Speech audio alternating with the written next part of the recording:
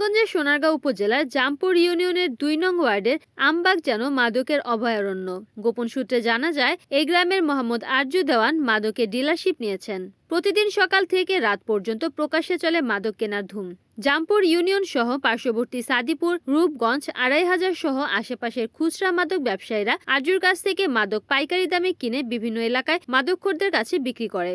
এ বিষয়ে আমবাগ আশেপাশের এলাকায় লোকজন প্রতিরোধের চেষ্টা করলেও তারা ব্যর্থ হয় মাদক বিক্রেতা আরজুর কাছে। কোনোভাবেই থামানো যাচ্ছে না আরজুর এই মাদক ব্যবসা।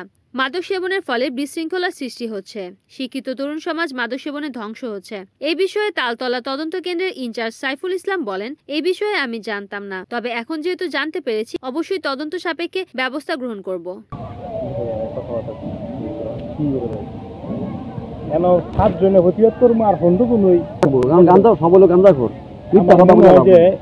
শতকরা অন্তত ৭৫% লোকের গাঁজা খায়।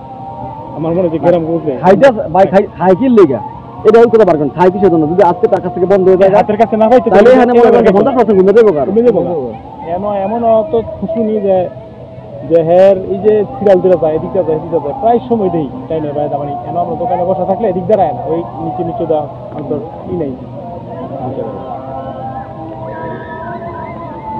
আমরা যদি এলাকার মানুষ, ঠিক আছে, আপনারা গণ্যমান্য ব্যক্তি এলাকার বিচার আচার যাই হোক কুটমা সিটা করে আপনারা বিচার আচার করেন। এখন আপনারা যদি এটা পদক্ষেপ না নেন আপনার এলাকার, ঠিক আছে, এটা তো ভাই এটা খারাপ। আমার ফেরাবেত্তা নাই তো এখানে প্রতিরোধ করা সম্ভব না।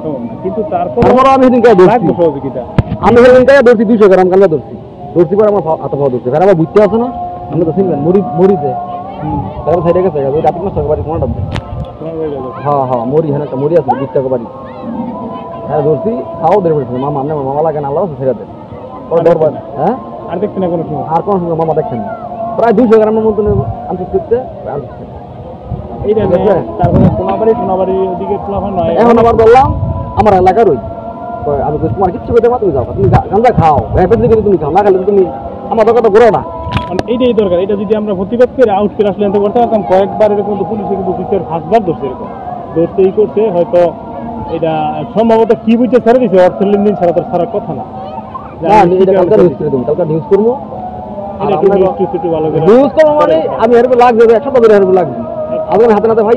আপনি সন্ধ্যার পরে যদি একটু 1 ঘন্টা সময় দিলে দেখবেন যে আপনার লোক আটকেলে এদিক দাঁড় হিসেবে ভাড়া দিতাম না, ডাইরেক্ট ডিবি পাবো না, ডিবি চেক করবো আমো যেটা ভাই দিয়ে দেবো।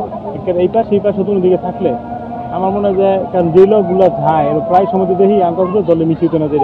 না না ভাই কত লোক কোনটা আজকে আপনার হয়তো বয়স হয়েছে, আপনি সবসময় লাগবে আপনার কত কষ্ট করছেন আমি সত্যি দেখছি, ঠিক আছে। আমরা ফোলাফান আমরা যে কষ্ট করছেন আমরা ফোলাফান সেই কষ্ট দিতেছেন না। আমার ফোলাফানের কষ্ট বুঝতে এই তো বললাম যে কষ্ট করছেন আমি দেখছি। আপনি কি কাজ করছেন আমি জানি, আমরা সিএসআর আমি জানি, আমার সিএসআর আপনি জানবেন। এখানকার ফোলাফানে কিন্তু বাপ মা যে আমি কষ্ট করছি আমার ফোলাফানও এই কষ্ট করতে না করে আল্লাহ।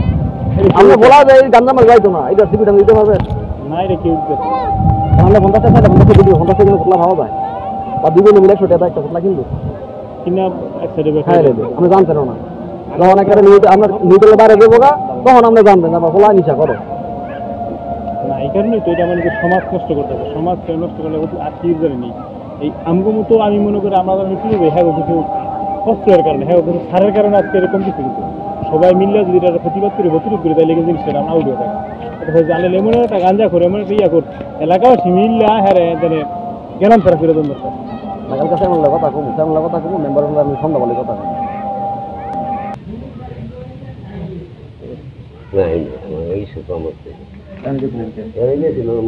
জামাই আছে না গালা খাইতে গেছিলেন না নাই না ভাইয়া না বাসা কই আপনার? আমার বাসা এই যে কালতলা। কালতলা এখানে কোন জামাইয়ের কাছে গেছিলেন? আরে কাগজ জামাইয়ের কাছে আইছি। কাগজ জামাই নাম কি? আমার জামাই এই বাড়ি কোন ছেড়ে? আমার বাড়ি তো আগে দিয়েছি পরে পরে দিকে। এখন এটা বাড়ি তো পুরো বাউন্ডারি এটা। হ্যাঁ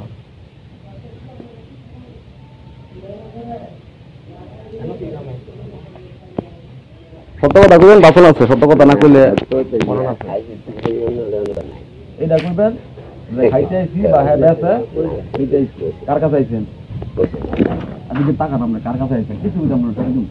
আরে আইছিল ইয়ে করতে কার কাছে তার কাছে পানি কাটায় এই যে কি জানি কয় বুঝছি না কিছু বুট্টু বুট্টু মানে আর কোথায় আমি জানি এই দিয়ে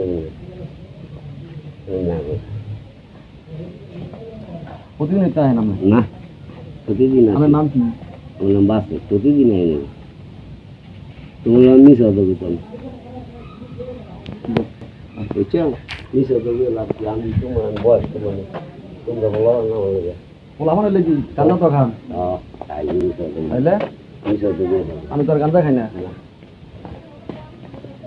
ঠিক আছে ভাইয়া তোমার বাড়ি ঘর তোমার এলাকা তোমার এই যে দিতে হবে না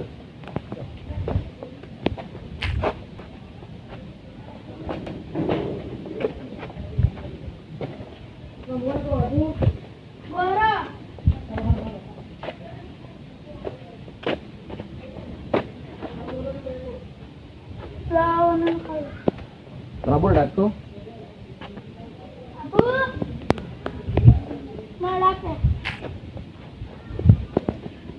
এদিকে একবার বল ভাই এদিকে গান কই মনে মনে হয়েছে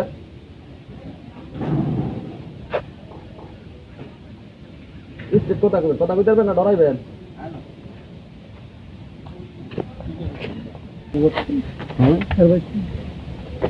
মানে বুঝতে পেরেছেন কি আনছো মাল্লা দেওয়া হয়েছে তুই দেখে না বেশ থেকে ডাইডিয়া কয়টা করে বেছে বড় সালাম দেখো না এটা তো আমি অনেকদিন পরে আইছি এইদের পরে আর তুমি কি করে আমি জান দিচ্ছি তোমায় পেলাম আগে আর করতে এখন বাড়িতে আর করতে নেই আর ঘর কোনটা দিতে কোনটা এত ঘর তো একটা কু যদি তাহলে এইটা ওই